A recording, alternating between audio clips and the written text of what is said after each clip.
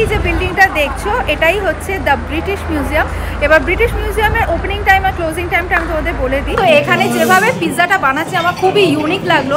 এখানে ওভেনটা না একদম অন্যরকম, তাই আমি ভাবলাম একবার তোমাদের দেখাই। অসম অসম, এরকম পিৎজা আমি লাইফে ফার্স্ট টাইম খাচ্ছি। দারুণ দারুণ খেতে। পছন্দ আরেকটা আমার পিৎজা অর্ডার দেবো। বাবা এ তো নামছি নেমেই যাচ্ছি। ঠিক আছে, খাওয়ার পরে একটু এক্সারসাইজ হয়ে যাচ্ছে। Hello everyone, welcome back to the channel. আমি Shrabanti and good afternoon from London. আশা করি তোমরা প্রত্যেকে খুব ভালো আছো, সুস্থ আছো। আমরা খুবই ভালো আছি। আজকে আমরা যাচ্ছি ব্রিটিশ মিউজিয়ামে। তো ব্রিটিশ মিউজিয়ামে যাওয়ার জন্য আগের থেকে বুক করতে হয়। তো আমাদের বুকিং করা আছে, আমাদের 3:30টার সময় বুকিং পেয়েছি। তো আমি যতটা পারবো ডেফিনেটলি ভিডিওর মাধ্যমে তোমাদের সাথে শেয়ার করবো। ওকে, তো আমরা ট্রেনে উঠে পড়েছি। তো এখান থেকে আমাদের ব্রিটিশ মিউজিয়ামে পৌঁছতে 1 ঘন্টা লাগবে। আমরা নামবো রাসেল স্কোয়ারে। রাসেল স্কোয়ারে ব্রিটিশ মিউজিয়াম। রাসেল স্কোয়ারে নেমে ওখান থেকে জাস্ট 5-6 মিনিটস ওয়াকিং ডিস্টেন্স। তো আজকে আমাদের আর অন্য কোনো ট্রেন চেঞ্জ করতে হবে না, পিকাডিলি লাইনই রাসেল স্কোয়ার। তো যাই হোক, চলো পৌঁছাই, তারপরে আবার কথা হবে। সো এই হচ্ছে রাসেল স্কোয়ারের টিউব স্টেশন। এবার আমাদের এখান থেকে ওয়াক করতে হবে।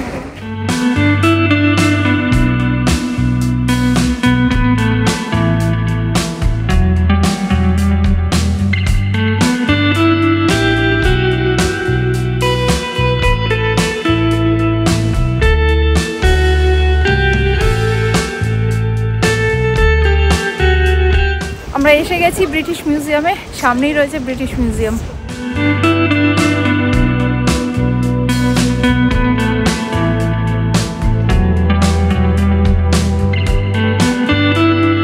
এই যে বিল্ডিংটা দেখছো এটাই হচ্ছে দ্য ব্রিটিশ মিউজিয়াম। এবার ব্রিটিশ মিউজিয়ামের ওপেনিং টাইম আর ক্লোজিং টাইমটা আমি তোমাদের বলে দিই। ওপেনিং টাইম হচ্ছে সকাল 10টা আর ক্লোজিং টাইম হচ্ছে বিকেল 5টা। বাট ফ্রাইডেতে ব্রিটিশ মিউজিয়ামের ক্লোজিং টাইম হচ্ছে রাত্রি 8:30। সো আমি এখন কিউতে রয়েছি, বিশাল বড় কিউটা। তো বেশ অনেকটাই টাইম লাগবে এখন ভেতর অব্দি যেতে।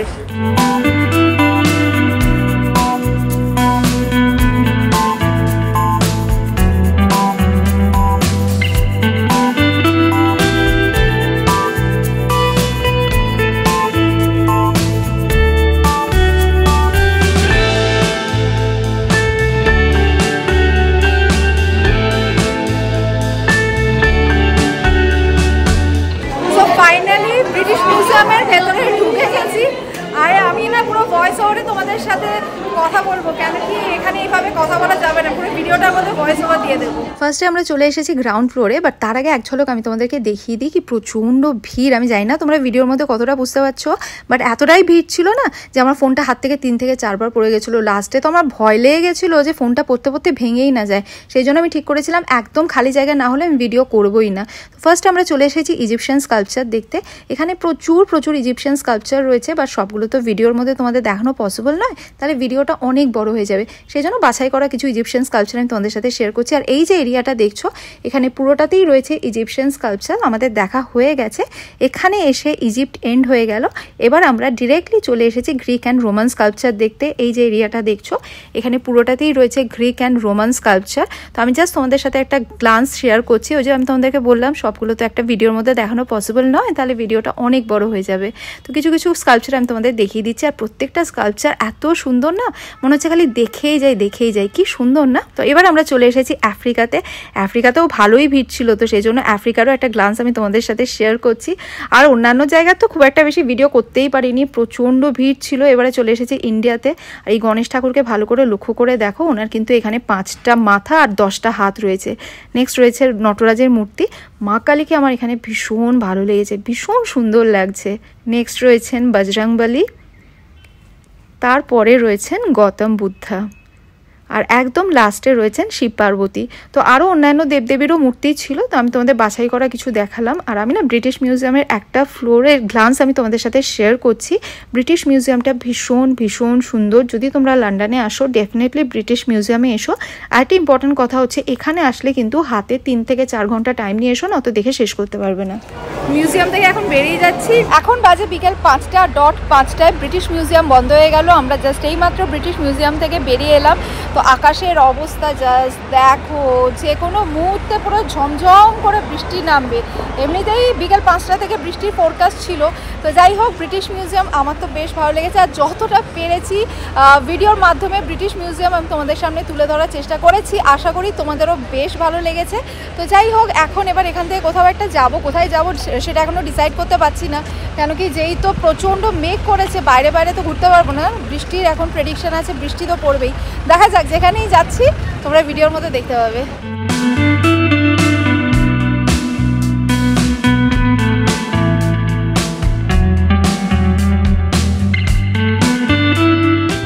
বুঝতে পারছো কিনা জানি না, একটু ভালো করে লক্ষ্য করে দেখো। রোদও উঠেছে, আবার বৃষ্টিও পড়ছে, সাথে মেঘও করে রয়েছে। কি বিরক্তিকর ভাবো জাস্ট। এটা হচ্ছে ইউনিভার্সিটি অফ লন্ডন।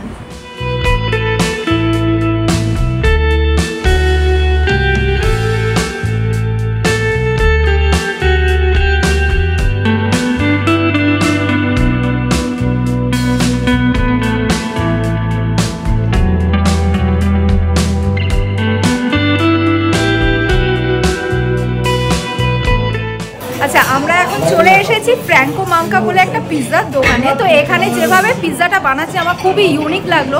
এখানে ওভেনটা না একদম অন্যরকম, তাই আমি ভাবলাম একবার তোমাদের দেখাই। ওদিকে দেখতেই পাচ্ছ খুব ইন্টারেস্টিং ওয়েতে বানাচ্ছে, একবার তোমাদের দেখাই। দেখো, তো দাদা বাংলাদেশি, দাদা আমাদের বাংলা কথা বলতে শুনে বললেন যে আপনারা কি বাঙালি? হ্যাঁ।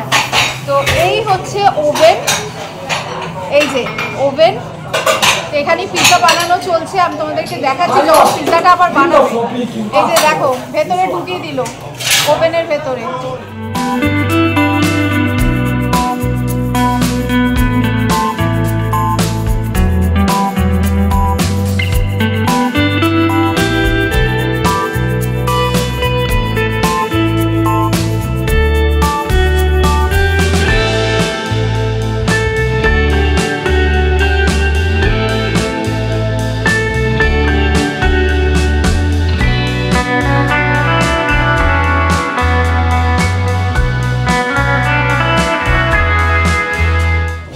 যেভাবে বানিয়ে প্লেটে সার্ভ করছে না, দেখে রীতিমতো লোভ লাগছে। তো আমরাও পিৎজার অর্ডার প্লেস করে দিয়েছি, আসুক তোমাদের দেখাচ্ছি।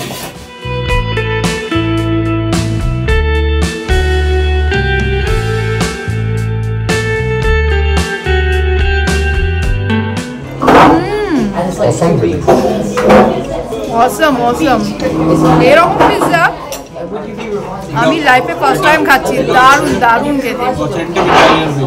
যদি কখনো না তোমরা লন্ডনে আসো, রাসেল স্কোয়ার যে টিউব স্টেশনটা আছে, টিউব স্টেশনের পাশে এই দোকানটা, ফ্র্যাঙ্কো মাঙ্কা। অসাধারণ পিৎজা, মানে এটা আমার ফার্স্ট টাইম এক্সপিরিয়েন্স এরকম পিৎজা। অসাধারণ।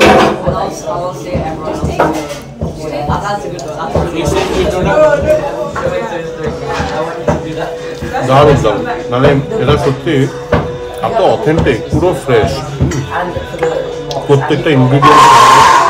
এবং এর একটা চিলি অয়েল আছে, অলিভ অয়েল, ওটা দিয়ে খেলে মানে আরও ভালো লাগবে। এক্সেলেন্ট সত্যি, মানে আমরা হয়তো খুব ক্যাজুয়ালি এটা সিলেক্ট করলাম, but it was a fantastic choice.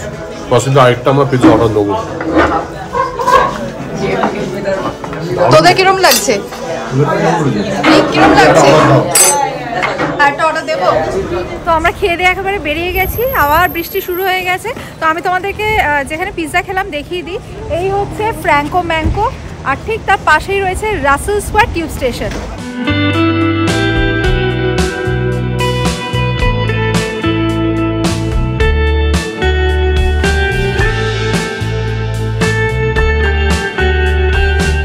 বৃষ্টির সাথে সাথে এমন ঠান্ডা বরফের মতো হাওয়া দিচ্ছে না, পুরো কেঁপে যাচ্ছি। তো যাই হোক, আমরা এখান থেকে এখন ফিরে যাচ্ছি আমাদের হোটেলে। কেন কি এই বৃষ্টির মধ্যে ঘুরবো না, ঠান্ডা হাওয়া দিচ্ছে। হ্যাঁ, সাবধানে যাচ্ছি, চলো। ঠান্ডা হাওয়া দিচ্ছে আর এই বৃষ্টি দরকার নেই বাবা, প্রচুর ঘুরছি প্রতিদিন। তো এখন আপাতত আমরা হোটেলে ফিরছি।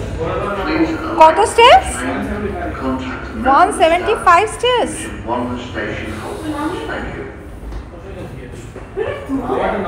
বাবা এ তো নামছি নেমেই যাচ্ছি। ঠিক আছে, খাওয়ার পরে একটু এক্সারসাইজ হয়ে যাচ্ছে।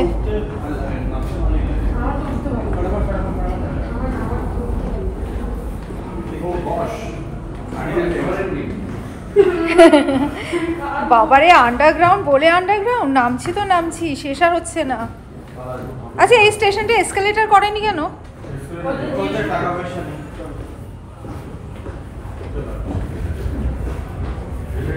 বাবা ফাইনালি না, এখনো শেষ হয়নি। হ্যাঁ অ্যাকচুয়ালি তাই, অ্যাডভেঞ্চার। বাবা ভাই তো পুরো হনন করে দৌড়াচ্ছে রে। হ্যাঁ হ্যাঁ সিরিয়াসলি এই প্রথমবার এরকম ভাবে আন্ডারগ্রাউন্ডে সিঁড়ি দিয়ে নেমে নেমে ট্রেন ধরতে যেতে হচ্ছে। ও বাবা এখনো ফাইনালি এলাম। এ কোথায় রে, যতবার ফাইনালি বলছি ততবার তো খালি সিঁড়ি দিয়ে নেমেই চলেছি।